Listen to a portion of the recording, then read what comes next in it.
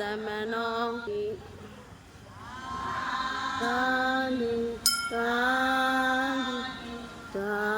လူကဲမိုးဘာဒီဥရုမကောင်းလဲဒေါ်မယ်နုကမရမကဆေးဖော်ပါတယ်ဒါအကယ်မိုးရခဲ့လို့ရှိရင်ဆေးဖော်တာခက်ခဲဖြစ်မှာဆိုလို့လာရောက်တော့ထားလိုက်ရတယ်နောက်9ရက်သားသမီး